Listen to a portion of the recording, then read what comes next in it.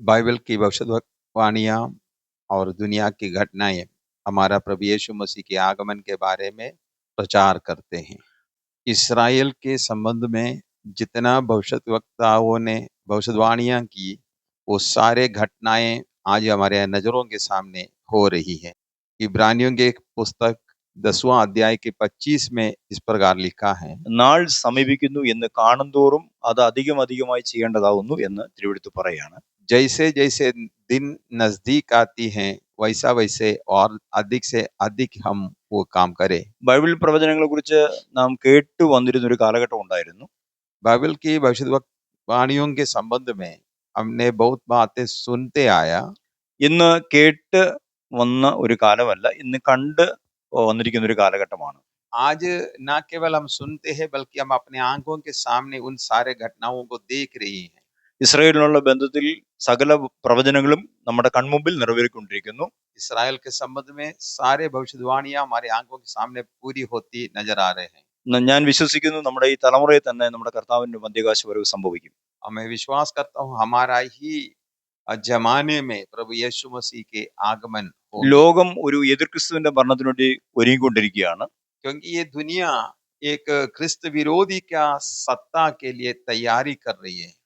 അതുകൊണ്ട് തന്നെ സഭ അധികമായി ഒരുക്കപ്പെടേണ്ട കാലഘട്ടമാണിത്. इसलिए कलीसिया और भी अधिक तैयारी करने का जरूरत है। ഒരു വലിയ ആത്മീയ മുന്നേറ്റം ഈ തലമുറയിൽ ഉണ്ടാകുമെന്ന് ഞാൻ കർത്താവിൽ വിശ്വസിക്കുന്നു.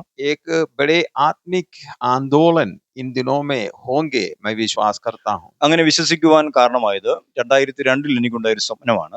ऐसे विश्वास करने के पीछे ये कारण है कि 2002 में मुझे एक स्वप्न देखने का अवसर मिला। ആ സ്വപ്നം നിങ്ങളുമായി ഒന്ന് പങ്കിടുവാൻ ഞാൻ കർത്താവിൽ ആഗ്രഹിക്കുന്നു. वो स्वप्न मैं आपके साथ बांटना चाहूंगा। 2002 ഒരു ദിവസം രാത്രി ഞാൻ ഉറങ്ങിക്കിടക്കുമ്പോൾ 2002 में जब मैं एक रात में सो रहे थे, ആരോ ഒരാള് എന്റെ അടുക്കൽ വരുന്നതായിട്ടാണ് ഞാൻ എന്റെ സ്വപ്നത്തിൽ ആദ്യമേ കണ്ടത്. मैंने देखा कोई व्यक्ति मेरे पास आ रहा है എന്റെ അടുക്കൽ വന്ന ആളെന്നെ തട്ടി ഉണർത്തിട്ട് പറഞ്ഞു, എഴുന്നേറ്റ് വരാൻ പറഞ്ഞു.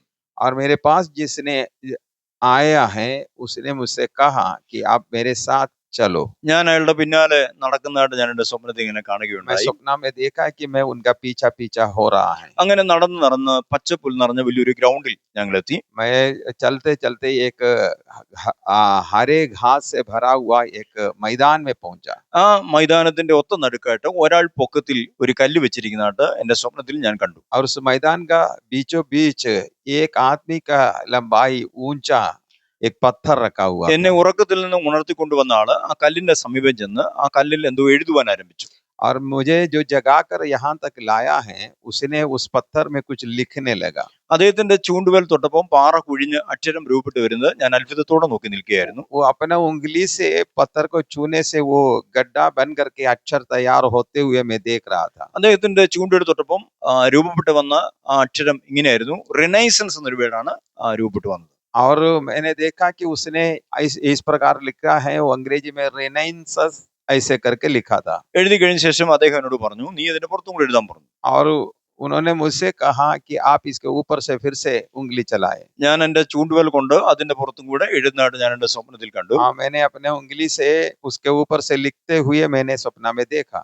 എഴുതി കഴിഞ്ഞ ശേഷം അദ്ദേഹം എന്നോട് പറഞ്ഞു, വീണ്ടും വരാൻ പറഞ്ഞു. और लिखने के बाद उसने मुझे बोला मेरे साथ चलो। ഞാൻ അയാളുടെ പിന്നാലെ നടക്കുന്ന ഒരു സ്വപ്നത്തിൽ കണ്ടു. मैं फिर से उनके पीछे गया। അങ്ങനെ നടന്ന് ഒരു കൊട്ടാരം സദൃശ്യമായ ഒരു വലിയ വീട്ടിലേക്ക് എത്തി. ऐसे चलते चलते एक बड़ा राजमहल जैसा मकान में पहुंच गया। ഏറെ മുറികളുണ്ട്, എല്ലാ മുറികളും അടച്ചിട്ടേക്കാണ്. बहुत सारे कमराएं हैं, सब बंद हैं। എന്നെ കൊണ്ടുവന്ന ആള് അതിലെ ഒരു മുറിയുടെ വാതിക്കൽ നിർത്തിയതിനു ശേഷമായിട്ട്, നീ ഇവിടെ നിൽക്കുന്നു പറഞ്ഞിട്ട് ആ മനുഷ്യൻ അകത്തോട്ട് കയറി പോയി. और मुझे जिसने लेकर वहां तक पहुंचे हैं उसने मुझे वहां खड़ा करके अंदर चला गया। അദ്ദേഹത്തിന്റെ ശരീരം മനുഷ്യ ശരീരം പോലെ ആയിരുന്നെങ്കിലും വാതിലോ ഭിത്തിയോ ഒന്നും തടസ്സമായിരുന്നില്ല. उनका शरीर तो मनुष्य के शरीर जैसा था, लेकिन उनके लिए अंदर जाने के लिए दीवार या दरवाजे का कोई रुकावट नहीं थी। യോഹന്നാന്റെ സുവിശേഷം 20-ാം അധ്യായത്തിൽ പറയുന്നു, यूहन्ना के सुसमाचार 20वां अध्याय में लिखा है, വാതിൽ അടച്ചിരിക്കെ തന്നെ യേശു കർത്താവ് ശിഷ്യന്മാരുടെ അടുക്കൽ കയറി ചെന്നു. और जब दरवाजा बंद है तब यीशु मसीह चेले लोगों के पास भीतर चला गया। വാതിൽ അടച്ചിരിക്കെ തന്നെ യേശു കർത്താവ് അകത്തു പോയി എന്ന് കാണുന്നത് പോലെ തന്നെയാണ് എനിക്ക് ആ സ്വപ്നത്തിൽ ആ മനുഷ്യനെ കണ്ടത്. जिस प्रकार वहां लिखा है दरवाजा बंद होते भी यीशु मसीह चेले लोगों के पास भीतर गया, वैसा ही इस आदमी दरवाजा बंद थे फिर भी अंदर चला गया करके मैंने स्वप्न में देखा। ഒരല്പസമയം കഴിഞ്ഞിട്ട് എന്നെ കൊണ്ടുവന്ന ആള് കാണാത്തത് കൊണ്ട് ഞാൻ എന്തിനാണ് കൊണ്ടുവന്നറിയാതെ വിചാരപ്പെടുന്ന അനുഭവം ഉണ്ടായി. और कुछ देर से वो आदमी जो अंदर गया वापस नहीं आया, तो मैंने थोड़ा घबराने लगा कि आखिर यहाँ तक मुझे क्यों ले आया। ഞാൻ നോക്കിയപ്പോൾ ഒരല്പം വാതിൽ തുറന്നു കിടക്കുന്നതായിട്ട് എന്റെ ശ്രദ്ധയിൽപ്പെട്ടു. तब मैंने ध्यान से देखा तो देखा कि वो दरवाजा थोड़ा सा खुला हुआ है। ഞാൻ ആ വാതിൽ അല്പം കൂടെ തള്ളി തുറന്നു നോക്കി. എന്നെ കൊണ്ടുവന്ന ആളെ എവിടെയാണെന്ന് അറിയാൻ വേണ്ടി ഞാൻ നോക്കി. मैंने थोड़ा धीरे से वो दरवाजा और थोड़ा खोल करके अंदर की ओर झांक कर देखा कि मुझे लेकर आने वाला किधर गया। അവിടെ കണ്ട കാഴ്ച എന്നെ ഏറെ അത്ഭുതപ്പെടുത്തി. वहां पर मैंने जो नजारा देखा है मुझे बड़ी आश्चर्यचकित कर दिया। ഒരു വലിയ ഹാളായിരുന്നു അവിടെ കണ്ടത്. वो बड़ा हॉल को मैंने वहां देखा। ഏറെ പ്രായമുള്ളവരും ചെറുപ്പക്കാരും ഇരുന്ന് എഴുതുകയും പ്രാർത്ഥിക്കുകയും വചനം ധ്യാനിക്കുകയും ചെയ്യുന്നുണ്ട്. बहुत सारे जवान और बूढ़े लोग वहां बैठ करके लिखते और प्रार्थना करते हुए मैंने देखा। ഓരോരുത്തർക്കും ഓരോ മേശയും ഓരോ കസേരയും കൊടുത്തിട്ടുണ്ട്. सब लोग एक एक मेज और कुर्सी उनको दिया गया था, उसी में बैठकर लिख रहे थे। അവർ പരസ്പരം നോക്കുകയോ സംസാരിക്കുകയോ ഒന്നും ചെയ്യുന്നില്ല. वे एक दूसरे को ना देख रहे हैं बल्कि वो अपने काम में व्यस्त थे। എഴുതുകയോ പ്രാർത്ഥിക്കുകയോ വചനം ധ്യാനിക്കുകയോ ചെയ്യാണ്. और वो लोग कुछ लोग लिखते हैं, कुछ लोग वचन मनन करते, कुछ लोग प्रार्थना करते हैं। എന്നെ കൊണ്ടുവന്ന ആള് എന്നെ കൂടി ഇരുത്താൻ വേണ്ടി ഒരു ശ്രമം നടന്നുകൊണ്ടാണ് ഞാൻ എന്റെ സ്വപ്നത്തിൽ കണ്ടത്. और मैंने सपना में ये देखा कि मुझे जो लेकर आया है वो मुझे भी बैठाने के लिए किसी जगह ढूंढ रहे हैं। ഒടുവിൽ ആ മനുഷ്യൻ ഇറങ്ങി വന്നിട്ട് പറഞ്ഞു, और आखिर में वो बाहर आकर बताया, ഈ മുറിക്കകത്ത് സ്ഥലമില്ല, इस कमरा में जगह नहीं है, നിന്നെ മറ്റൊരു മുറിയിലേക്ക് കൊണ്ടുവന്ന് പറഞ്ഞിട്ട് मैं तुझे दूसरे कमरा में ले जाऊंगा। അതേ കെട്ടിടത്തിന് തന്നെ മറ്റൊരു മുറിയിലേക്ക് എന്നെ കൊണ്ടുപോയി. दूसरे कमरा में मुझे ले गया। അവിടെ ഒരു മേശയും കസേരയും പേനയും മഷിയും പേപ്പറും ഒക്കെ എടുത്ത് വെച്ചിട്ട് പറഞ്ഞു, ഇരുന്ന് എഴുതാൻ പറഞ്ഞു. और वहां पर एक टेबल थे, वहां कुर्सी थे, वहां पर कागज रखा हुआ था, कलम रखा हुआ था, और उसने मुझे बताया यहाँ बैठकर तुम लिखो। ഞാൻ ആ കസേരയിലിരുന്നു. മേശമേ കിടന്ന പേന എടുത്തുകൊണ്ട് അവിടെ കിടന്ന പേപ്പറിലോട്ട് ഇംഗ്ലീഷ് അക്ഷരമായിട്ട് 6E എന്ന് എഴുതുകയും പെട്ടെന്ന് എന്റെ സ്വപ്നത്തിൽ ചാടി എഴുന്നേറ്റു. और मैंने वहां पर बैठ करके कलम उठा करके कागज में लिखने आरंभ किया। RE 2 अक्षर ही मैं लिख पाया, तब तक के लिए मैं नींद से जग गया। അത്രയും കണ്ടതോടെ ഞാൻ എന്റെ സ്വപ്നത്തിൽ ചാടി എഴുന്നേറ്റു. मैं स्वप्ना से जाग गया। ഒരു സ്വപ്നം കണ്ടല്ലോ, ഒരാൾ വന്നൊരു ഇംഗ്ലീഷ് എഴുതില്ലോ, റെനൈസൻസ്, ഞാൻ അത് ഓർത്തെടുത്തു. मैंने याद किया कि एक व्यक्ति आकर के जो शब्द लिखा था रिनेंसस, उसके मैंने याद किया। ഞാനതിന്റെ അർത്ഥം, ഞാനത് കോളേജിൽ പഠിച്ച വേർഡാണ്. मैंने उस शब्द को कॉलेज में पढ़ाई किए थे। അതിന്റെ അർത്ഥം നവോത്ഥാനം ഉണ്ടാകുക, മുന്നേറ്റം ഉണ്ടാകുക എന്നൊക്കെയാണ്. और उसका मतलब है नवीनीकरण या आंदोलन, आगे बढ़ना इत्यादि है। ഇന്ന് ഇങ്ങനെ ഒരു സ്വപ്നം എന്താ കണ്ടത് ഞാൻ വിചാരപ്പെട്ട് കിടക്കുമ്പോൾ इस प्रकार एक सपना मुझे क्यों मिला करके मैं सोच रहे थे, പെട്ടെന്ന് എന്റെ കൈകാലുകൾ മരവിക്കുന്ന എനിക്ക് തോന്നി.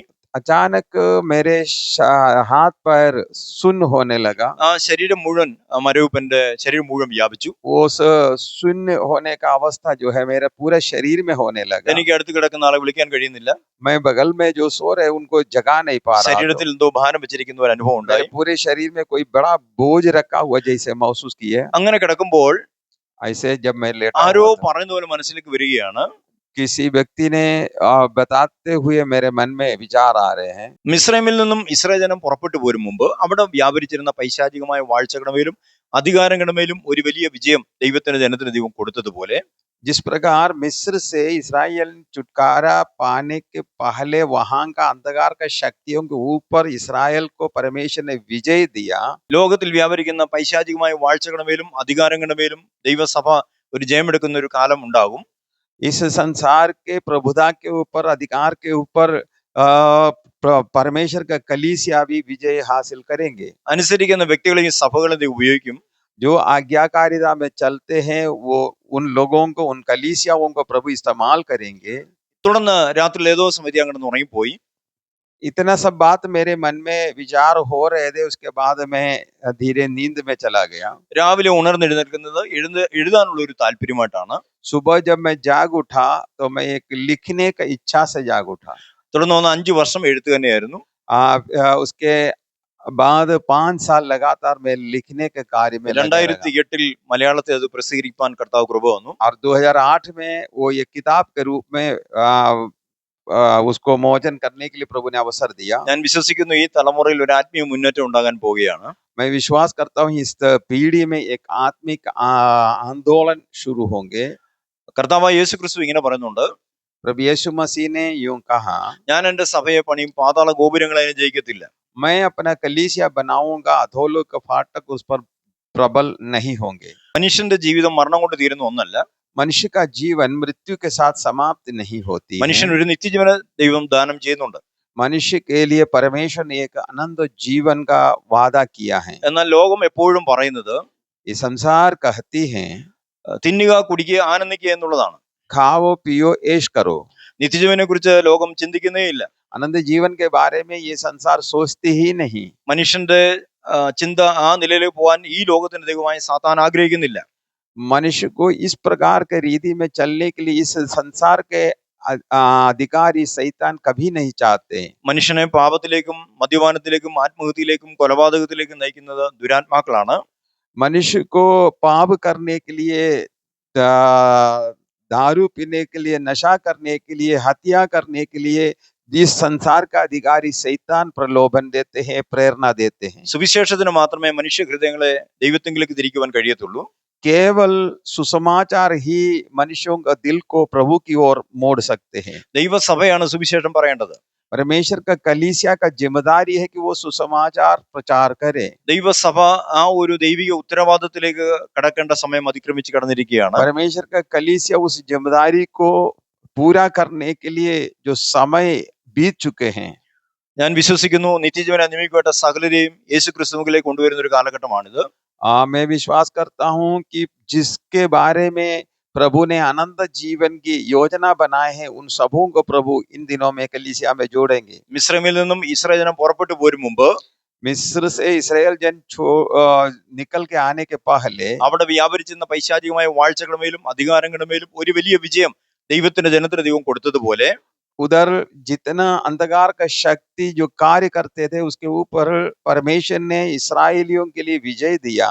മനുഷ്യനെ നാശത്തിലേക്കും തകർച്ചയിലേക്കും നയിക്കുന്ന സകല ദുരാത്മാക്കളുടെ മേലും ഒരു വലിയ വിജയം ദൈവത്തിന്റെ സഭ ഏറ്റെടുക്കാൻ പോവുകയാണെന്ന് ഞാൻ വിശ്വസിക്കുന്നു. वैसा ही इन दिनों में कलीसिया के विरोध में खड़े हुए सारे अधिकार की शक्ति, अंधकार की शक्तियों के ऊपर कलीसिया विजय हासिल करने जा रहे हैं. നഷ്ടപ്പെട്ടു പോകുന്ന ഓരോ വ്യക്തികളെയും ക്രിസ്തുവിലേക്ക് നേടുവാൻ ഓരോ പ്രാദേശിക സഭകളും ദൈവത്തിലേക്ക് തിരിയേണ്ടിയിരിക്കുന്നു.